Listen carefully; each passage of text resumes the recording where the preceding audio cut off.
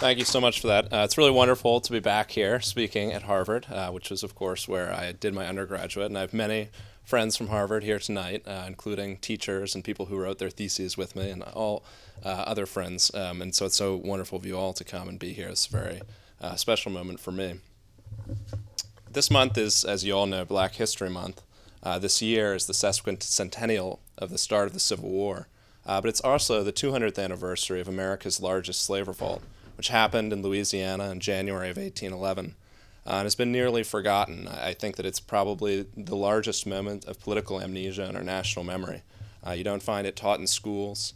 Well, men like Nat Turner and John Brown are household names. The names Charles Deslandes, Cook, and Quamana have vanished into the footnotes of history. And so what I'm trying to do with this book, and I'll share the story of the book with you tonight, is hopefully to bring them back, to put that story back at the center of our national attention, to think again about slave resistance and the central role it played in our nation's past. First question I often get is, why January of 1811? Why did the slaves choose to revolt all of a sudden just a few years after the Louisiana Purchase? There are three reasons why the slaves chose January of 1811 to launch their revolt. The first was that it was Mardi Gras, Carnival, the festive buildup to perhaps New Orleans' wildest celebrations. And for all of you who have been down to New Orleans in January or February and are familiar with what goes on down there, the scene was very similar back in 1810 and 1811.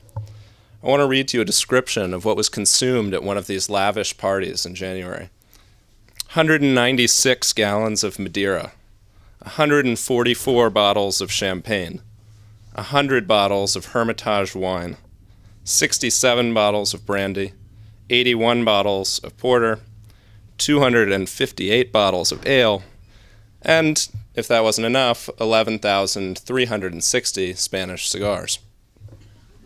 The night after that party would have been a pretty good time to launch a slave revolt.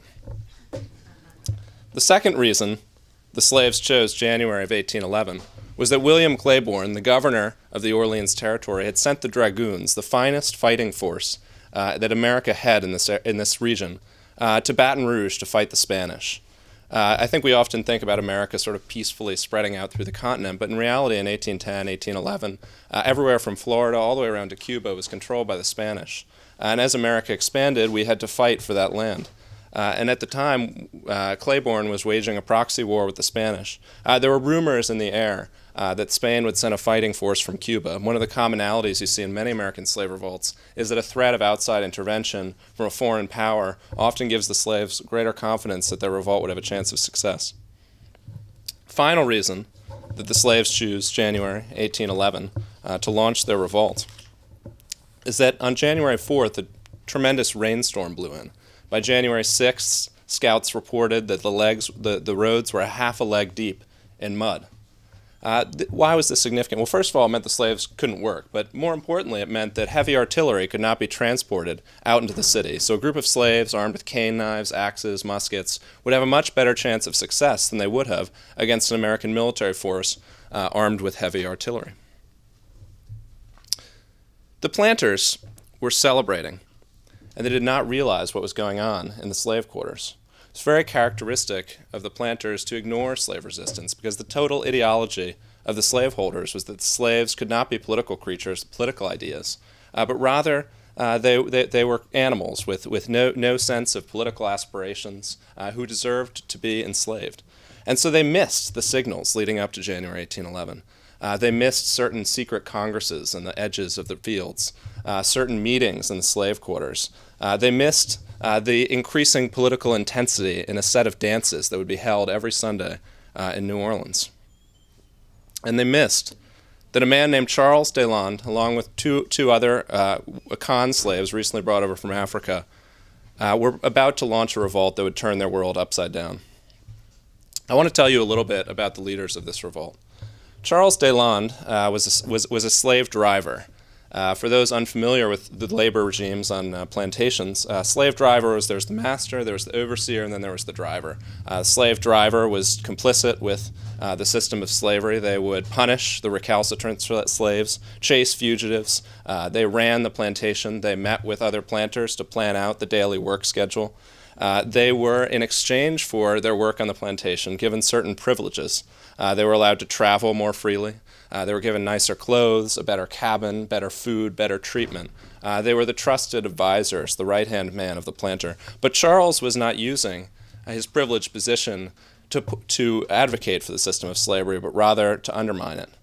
He was, in our modern terminology, the ultimate sleeper cell, using his privileged status to subvert the system of slavery, which everybody, including the other slaves, thought he was a part of. Cook and Kwamana, or Kwaku and Kwamina in their native Ashanti tongues, were born children of an African warrior empire, the Akan or Ashanti Kingdom, brought over in 1806, purchased by a man named James Brown, and brought out into the sugar plantations right outside of New Orleans. Cook, or Kwaku as he was known, was over 6 feet tall, which in an age when the average height was about 5 foot 4 inches was absolutely towering. These men would meet. Charles would travel up and down the coast to meet with other slave drivers to plan the plantation cycle, or so his master thought. And as he traveled, he would meet with Cook and with Kwamana to plot this revolt. On January 6th, on January 8th, as the rain continued to come down, Charles Deslandes gathered 25 men on the plantation of Manuel Andry, 40 miles from New Orleans. 25 faces looked down as he laid out the final plan and some final words of encouragement. Every man there knew that his presence meant a death sentence. Any even hint of revolt would be punished with death. The entire system of plantation slavery, you see, was predicated upon complete and total violence. The threat of death being the final card that the slaveholders play, but other ones, more common, I think give you a sense of why these slaves would have chosen to revolt. The most common punishment, to drive 3 stakes into the ground, tie one's hands to one stake, another hand to another stake, and your feet to a third stake to beat you to an inch of death.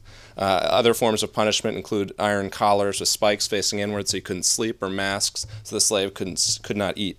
This was an incredibly brutal system, and I want to leave no illusions that what the slaves intended to do in return was equally as violent. No records survive to tell us what Charles said to his slaves in the final minutes before they attacked. The slaves were planning for battle, not taking notes. But I want to read to you a quote from another slave leader a year later who plots another revolt. In his final moments of plotting the revolt, he stands before his fellow rebels and takes a plantain, stabs it through with a machete, and said, "This is how I will run it through the stomachs of the whites." As the slaves made their final preparations, Manuel Andry and Gilbert Andry lay asleep in their respective chambers, surrounded by family portraits and fine furniture imported from Europe. Even in the darkness, the planter Manuel Andry's plantation cast a formidable shadow. These men were the wealthiest people in the United States at the time. Their houses, monuments to the wealth that the slaves had made for them and earned for them through their backbreaking labor in the hot Louisiana sun. As the slaves stormed onto the second-floor landing, Manuel Andry awoke to the sight of dark forms penetrating his bedroom and the clatter of bare feet on hardwood floors. As his eyes snapped open and his brain awoke with affright, Andry caught a glimpse of Charles Deslandes, a new look on his face, ordering his fellow slaves towards Andry and his son with an axe. One can only imagine Andry's reaction in the fog and panic of those first moments, encountering Charles, his most loyal driver, his reliable assistant for over a decade, the man he trusted to manage his plantation, now turned betrayer and potential murderer. His mind clouded by fear and anger, Andry's eyes fixed on Charles' axe, a plantation tool now transmuted into an icon of insurrection. As the slaves surged towards him, Andry leapt from his bed. The slave stood between him and the staircase was his only escape. He made the decision to act, and he fled. He turned around, catching a glimpse of the slaves driving their axes into the body of his son. I don't know how Manuel Andry escaped, whether the slaves let him because they thought that a wounded planter could do little harm, or whether he was simply too fast and moved too quickly.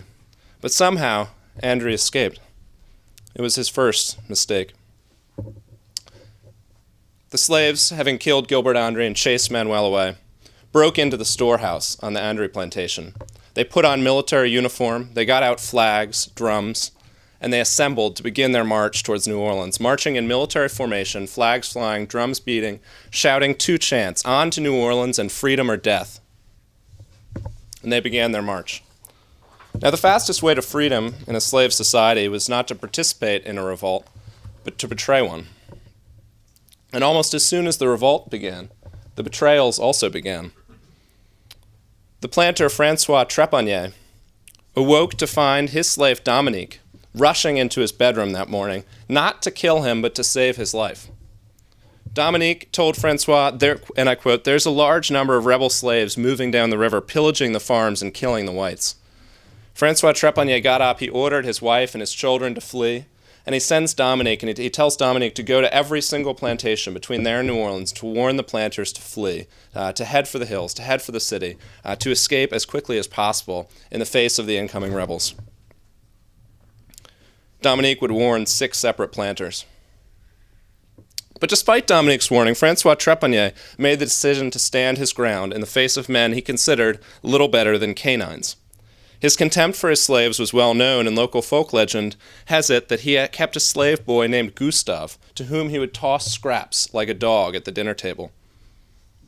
Trepanier did not think these slave rebels would pose much of a threat, and while his wife and children begged him to accompany them, he decided to take his stand, thinking that he, a white planter used to being in control, would have little difficulty facing an army of black slaves who he thought, as I said, were little more than dogs.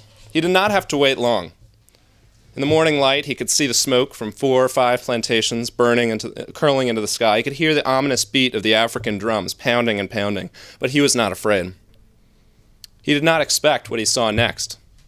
Around the bend of the levee along the Mississippi River, divided into companies, each under an officer, emerged an army of between 200 and 500 black slaves, now free, marching in military uniform towards this plantation. In the next few moments, the slaves broke into Trepanier's plantation, and they killed him. Local legend has it that Gustave swung a final axe, his final act of vengeance. What were the slaves thinking as they marched, with their military uniforms, their flags, their drums? What was their inspiration? And what does this tell us about slave politics? Well, the first thing it tells us is that the slaves were consciously evoking the imagery of the Haitian Revolution. I think many of us today are familiar with Haiti from the images we see on television of of disaster and poverty. But at the time, Haiti was a symbol of liberty to all of the American slaves and one of the greatest fears of the planter class. Between 1791 and 1804, the victorious Haitian army had killed 70% of the armies of Napoleon Bonaparte, one of the greatest military emperors that Europe had ever seen, defeated by an army of slaves.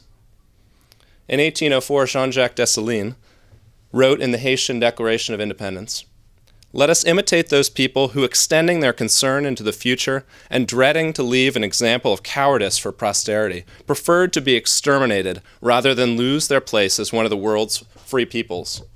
May the French tremble when they approach our coasts, if not by the memory of the cruelty they have inflicted, at least by the terrible resolution that we are about to devote to death anyone born French who would dirty with his sacrilegious foot the territory of liberty." With Haiti a recent memory, the slaves believed they might have a chance to succeed. But what were they going up against in New Orleans? Did they really have a chance to succeed, or was this slave army of 200 to 500 black slaves doomed from the outset? I think we have to go to the primary sources to ask those in New Orleans on that day in 1811 what they thought. The Louisiana Gazette said the account we received were various. Fear and panic had seized those making their escape, and it was not possible to estimate the force of the brigands. Fresh memories of Haiti fueled terror among the city's white elite. I found almost a dozen references to Haiti in newspapers in New Orleans leading up to this revolt. These accounts would describe how white planters had been put on racks and cut into pieces, how men, women, and children had been decapitated. This was the greatest nightmare of the planter class, the idea that Haiti would emerge in the sugar plantations here in New Orleans. Another resident said, "This is turning into a miniature representation of the horrors of Saint-Domingue." But from a military perspective, what were the slaves up against? They were up against 68 American regular troops, I want to read to you a passage that Commodore John Shaw, who was the American admiral at the time, the American Commodore in New Orleans at the time, wrote about these 68 regular troops. He wrote that they were a weak detachment, and he feared that the whole coast would exhibit a general sense of devastation, every description of property would be consumed, and the country laid waste by rioters. He went on, all were on alert, general confusion and dismay prevailed throughout the city. Scarcely a single person possessed in it a musket for the protection of himself and his property. So just to reiterate, 68 American military troops, called by their commander a weak detachment, protecting a city completely unarmed and defenseless, versus an army of between 200 and 500 black slaves armed with muskets, cane knives, and axes, who knew that if they did not succeed, they would be tortured, decapitated, and killed. If I had to bet at this moment who would succeed, I would have put my money on the slaves. And what happened next just confirms that hypothesis. The American military marches out and they encounter the slaves at 2 a.m. in a plantation about 15 miles from New Orleans. Wade Hampton, the general, gathers his men, and they plan this attack. They're going to lay siege to this plantation and defeat the slaves and destroy the rebellion right there.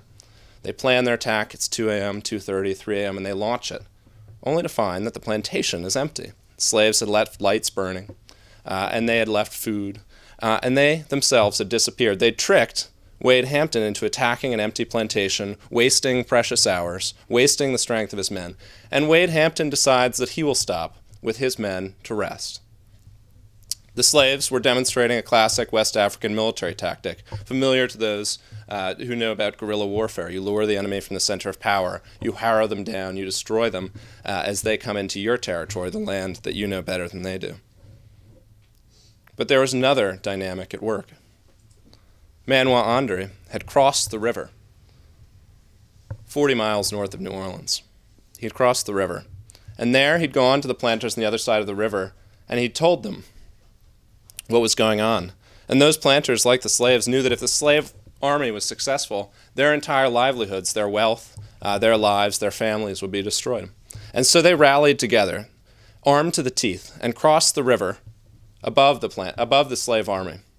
The slaves, unwittingly, had been flanked. Charles Perret, one of the planters, wrote that he saw the enemy moving at forced march at a very short distance, as many mounted as on foot. What did the slaves do next? They did not cower. They did not retreat. They stood up. A Spanish spy wrote, "The blacks were not intimidated by this army, and they formed themselves in a line." A military firing line, exactly the right thing to do from a military perspective.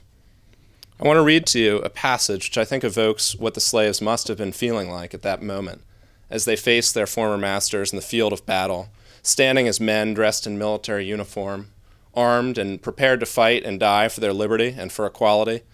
Finally, this passage is from a Louisiana slave who freed himself and fought in the Civil War for the Union Army.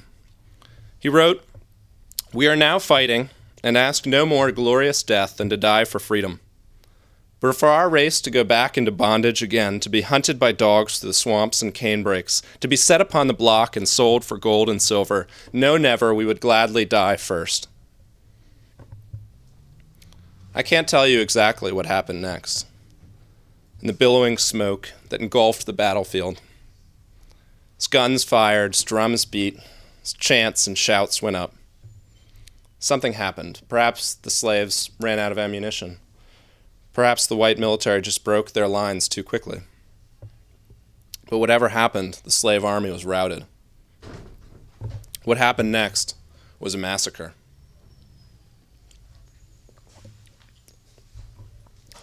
The planter militia, backed at this point by the American military who had arrived on the scene, found Charles Deslandes in the swamps. They chopped off his limbs, shot him in both thighs, and then burned him alive. They then proceeded to engage in a strange and terrifying ritual. Whether they killed the insurgent slaves immediately upon encountering them, after slow torture, or following a court trial, the planters performed the same spectacular, violent ritual. Obsessively, collectively, they chopped off the heads of the slave corpses and they put them on display. The planter Samuel Hambleton wrote, The slaves were brung here for the sake of their heads, which decorate our levee all the way up the coast. They look like crows sitting on long poles. For 40 miles from the center of New Orleans out into the plantation of Manoa Andre, the planters decorated the land of sugar with slaves' heads on pikes. 100 heads on pikes, dangled dismembered corpses hanging gruesomely from the levee, turning the land of sugar to a land of death. In the trials that followed, the slaves began to tell their story.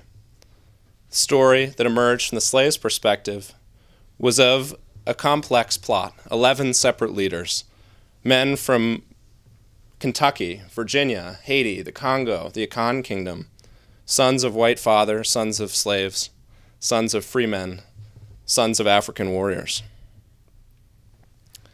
This German coast uprising had raised serious questions in the Orleans territory about the strength of American power, the extent of the Spanish threat, and the possibility, above all, of a Haitian-style revolution on American soil, and about the character of America's newly acquired French planter citizens. The planters realized the urgency of this question, and they answered them with 100 dismembered bodies. And then, having killed the slaves, having dismembered their corpses, they attempted to write the slaves out of history.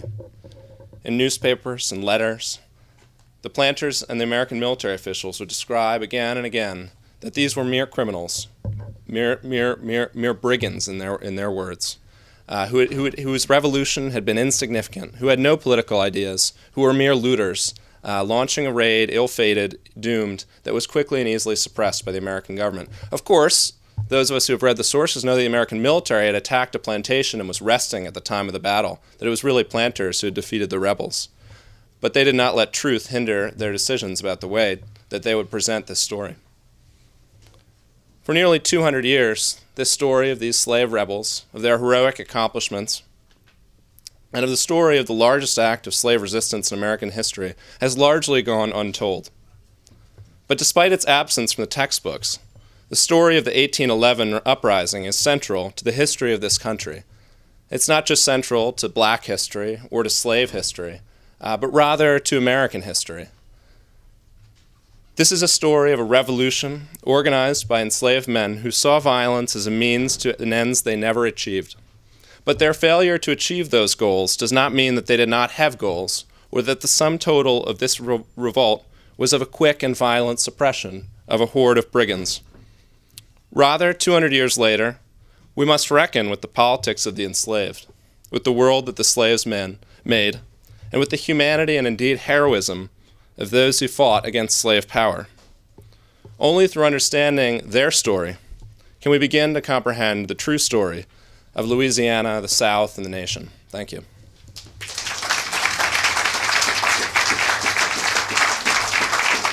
So when I first started, the first accounts I looked to were the letters and newspaper accounts, which I've described to you. And when I first started, actually, Gene will remember, I turned in my junior paper, and the junior paper said, well, did this revolt even happen? You know, was it even a revolt, or was it a strike, or was it a parade, or maybe it was just a conspiracy that the whites had made up to justify their own violence? But as I dug deeper into the source material, I had to go to the next layer, the court transcripts, the planters' financial ledgers, and what emerged from that, from those accounts, which were closer to the slave experience, was a story not of some insignificant event, as the planters and William Claiborne had written, but of the largest act of slave resistance in American history. And so to piece it together, I first built two databases, and Diana, who was in my senior thesis seminar, remembers this as being a little bit of a strange approach to history. But I took these ledger books, the financial records of the planters and the court's transcripts, and I put them all into Excel databases, because when you're dealing with financial information, it's probably best to deal with it using the best tools available to analyze financial information, because that's, at this point, how the planters regarded their slaves. And then I got old land maps, and I was the only person sitting in Widener Library with crayons, crayoning in, if 5 slaves came from this plantation, I'd color it orange, and then if 10 slaves, I'd color it red, and if none, I'd color it green, until I had, a visual perspective on where and how the slave army had fought. And so I used the databases and the maps, and then, with all of that information, I started to piece together when things had happened. And so there are sparse accounts, right? Letters, newspaper accounts say, at 2 p.m. this happened. And then I would say, well, if this happened at 2 p.m., let's use Google Maps to figure out how long it would have taken to get from plantation A to plantation B. And thus, event C must have happened 3 hours and 15 minutes before 2 p.m. at plantation B. And sort of built out, step by step, turning this fragmentary evidence, these lists of information, this financial data into a real story. And that was the bulk of the research. Yep, so the question is about where this book is going, where this story will go.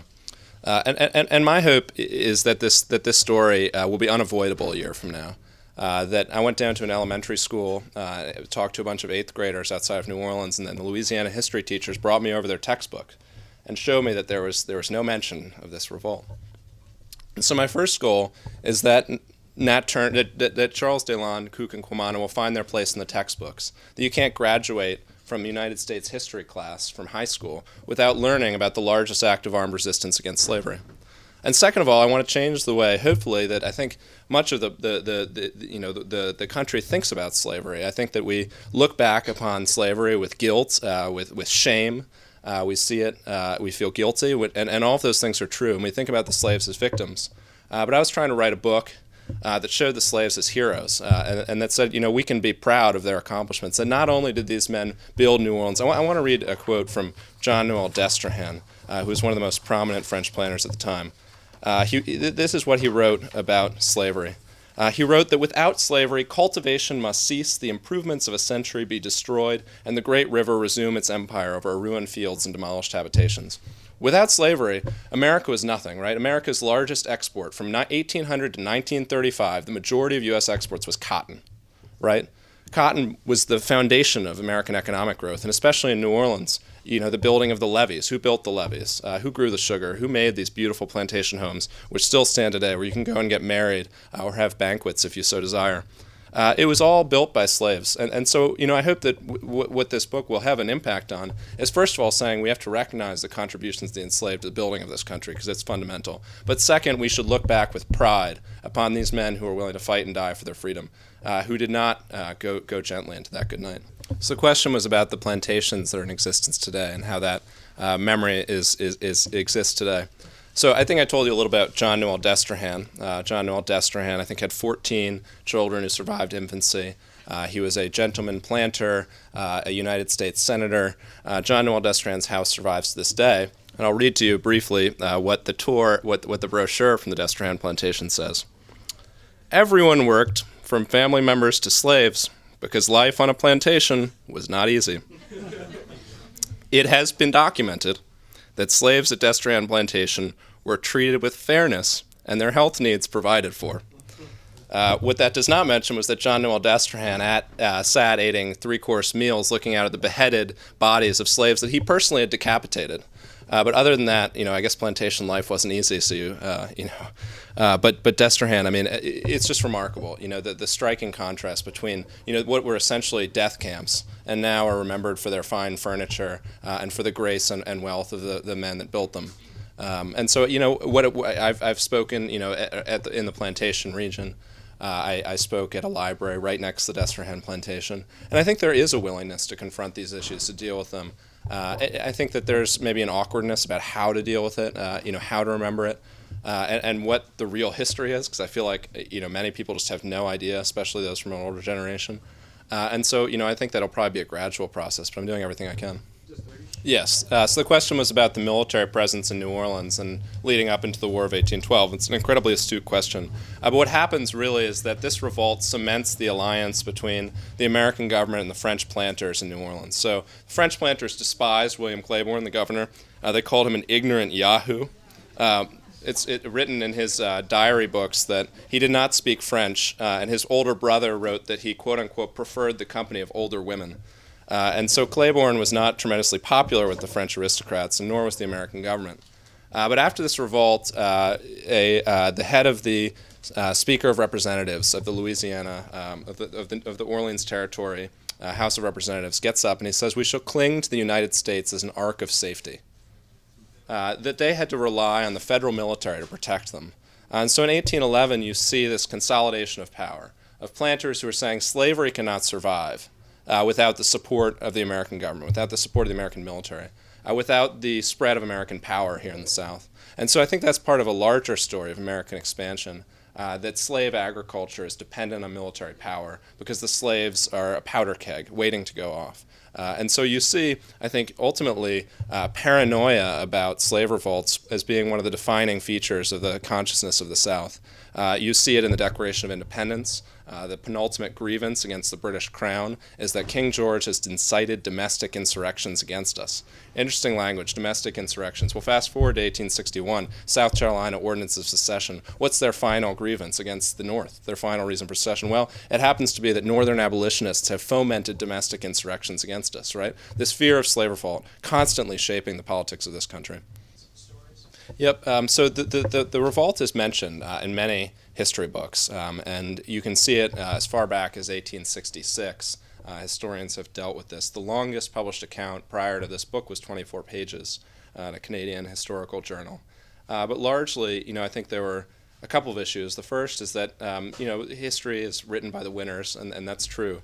But, from 1811, from William Claiborne, his first letters, to 1945, the history of the South and the history of Louisiana was written almost entirely by people who saw the retelling of these stories as a way to solidify white supremacy. There is one historian, Charles Gaillard, who writes in 1930 that this story, he tells the story and learns from it not the moral that the slaves were heroes, but rather the moral, he writes, quote unquote, that the leash should be kept tight around the blacks. And so one of the reasons why this event has been lost from history is simply the perspective of historians. Since Herbert Aptheker recognized this as the largest slave revolt in American history in 1945, there have been sporadic accounts, most of which acknowledge that there's little known, it's not well documented, and all these things are true. And so it really required, just a tremendous amount of legwork to get into the actual sources, to build these databases, to do these maps, in order to piece together the story. As to whether it equipped me to write further histories, I certainly hope so. So it took me about 3 years. Harvard has incredible libraries. And among the other things they'll do is ship you pretty much anything you want from anywhere. And so I was able to get almost everything I wanted shipped to me. I also did a lot of work at the American Antiquarian Society, which is a wonderful collection of microfilm. I went down to D.C. to look at naval records because I figured let's go through every ship that was in New Orleans between 1810 and 1812 and see if by any chance they kept in their logbooks anything about this revolt, which led to the discovery of that wonderful letter from Commodore John Shaw. And then I went down to New Orleans to look at diplomatic correspondence. So, New Orleans, 90% French and Spanish. There were ambassadors, spies in New Orleans reporting back to people in Spain and in France about what was going on. And so that was largely why I went down to New Orleans. But I only spent about 2 weeks down there. Yep, so the question is about my background. I grew up in Washington, D.C., so sort of grew up with politics in the blood. And I spent a lot of time as a youngster working for local newspapers and my school paper, and I sort of got into the whole investigative journalist thing. And journalism also teaches you how to write, which I'm forever grateful for. But I sort of fell in love with the idea of sort of telling truth to power, finding these stories that other people didn't want you to find, and sort of sticking it to people with the stories you were able to find. And so when I came upon this story, and I read about it, the chance to unearth this story, and maybe sticking it to slave planters is not the most courageous thing to do, but it certainly was a lot of fun, and so it was sort of my love of investigative journalism, of turning up the story, that really got me excited about it. Yep, absolutely. So the question was about what's the slave population in New Orleans. I'll check my numbers in the book, but I think it's around 20,000 at this point. It might be higher. And as you said, 500 slaves revolted. So the question is, why didn't more slaves choose to participate in revolt? And the answer is those heads on pikes, right? I mean, I think that, you make a calculus, right? Are you going to risk your life? Are you going to fight against these men who control everything in the entire world that you know? Or are you going to stand on the sidelines? Or are you going to betray the revolt, right? People make different decisions. About 25% of the slaves on this particular band of plantations choose to join the revolt. But I see that as pretty incredible, right? I mean, you got to think about these numbers. Between 200 and 500 men. That's 2 to 5 times the size of any slave revolt that happened in North America, anywhere else. And really the ability for these men, these 11 leaders, to motivate that many men to risk their lives, and really, what must have seemed, obviously they did have hope, but, nearly hopeless, was just incredibly, amazing that they were able to achieve that. Yep. So the question was about structural reasons, which I am, I'll have to admit, pretty terrible with sort of comparative history and structural questions. I just like to write about the people, and so I'm sure there are people that would be better qualified to answer that question than me. Yep. So the first question was, the second question, sorry, was about where I first found the story, and the first question was about other contributing reasons to how this revolt has been forgotten. The first question, to respond to that, yes. So New Orleans at the time, 90% French and Spanish. Many of the documents that I used were originally in French or Spanish. And so this was on the fringes, certainly. This was, New Orleans, America's first imperial colony, purchased from France, a largely unwilling populace who does not want to be American. And William Claiborne is really the only channel back to Washington. Second reason is that, unlike Nat Turner or the Stoner Rebellion, this doesn't prompt any soul searching among the slave owners of New Orleans as to whether slavery is a good idea or whether it's morally right or how they're treating the slaves. Nothing. The only conclusion they draw from it is, let's bring in more American military troops as fast as possible. And that's it. And so you don't see sort of the extended debates in Parliament or in Congress that happen after Nat Turner, for example. And the second question, I first found out about this in the class of an absolutely amazing Harvard professor, Walter Johnson, who mentioned it in one of his lectures. Yep, so they marched 40 miles out of the city into about 15 miles in, so 25 miles, 15 miles from the gates of New Orleans. I think their intention was made clear by where they were marching. There was no other place they were going to New Orleans. And I think their goal, judged on the ideologies of other revolts like the Haitian Revolution, was quite clearly to establish a black republic on the shores of the Mississippi. So this is actually a topic I've learned about on the book tour. But there was a group of free blacks in New Orleans. They actually had a mixed race militia in the city. That militia was commended in the months after the revolt for not participating. Not for not helping the Americans, but just for, thanks for not doing anything. The question is, would they have participated? Would they not have participated? My first instinct was sort of like solidarity. Of course, they would have participated. When I talked to people in New Orleans, they said, you don't understand the complexities of racial relations here, and they would have been on the side of the whites. And, I don't know that I've really looked enough into that specific issue, but there are certainly two sides to that. So the question was first about a phrase from an incredible guy named Leon Waters, who described this revolt as the intellectual antecedent of the civil rights movement.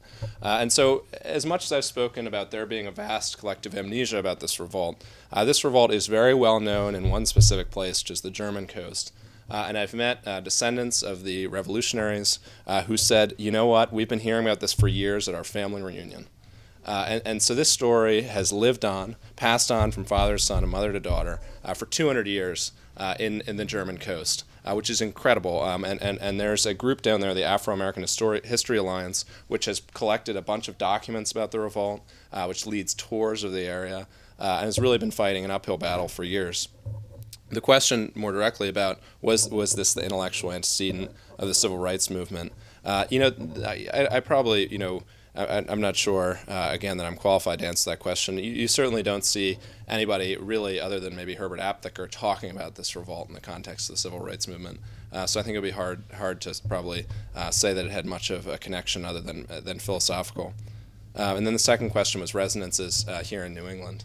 And specific reference to the Harvard president that owned slaves. I haven't seen any specific resonances of this revolt in particular, but I would point out that Harvard has a long history of abolitionists, from Wendell Phillips, Robert Gould Shaw, and many, many others who fought long and hard for the sake of abolition. So, absolutely. So, the War of 1812, questions about the War of 1812. So I think I've talked a little bit about this securing the military power of the Americans and the French, and certainly putting them in a much better footing. There was more troops in New Orleans because of this revolt there to fight the British. But one other side point I make about the War of 1812 is to think about the Battle of New Orleans, which happens just 3 or 4 years later, where the Americans mow down the British. Right, basically no American casualties. And so for anyone who says the slaves were a weak force, or they never would have succeeded, or whatever, well, the Americans defeated the British just as easily a few years later. So don't discount the slaves. Think of it in context. So yeah, well, I mean, it is amazing also to think about the slaves from an organizational capacity, right? And people wonder, how did a bunch of slaves, know military tactics, or how did they come to know how to march in formation and form a firing line? And so the first thing I'd say was that these slaves were incredibly sophisticated, right? They were leading their plantations already. A man like Charles Deslandes was used to the position of power and authority and command. And second of all, they were informed by philosophies and intellectual traditions, as diverse as Haiti, Congo, the Asante Kingdom. And so, these men were not unprepared for battle. And so one important thing to think about when you think about slaves is that, I think we think about slavery as existing on sort of rural plantations with no connections to the outside world, and these sort of, gone with the wind style plantations. And these slaves were just incredibly linked in and connected with each other, with larger political currents. And so it's hard to understate just the level of political sophistication among the enslaved. So I guess last question, are we? Anyone? Great, thank you.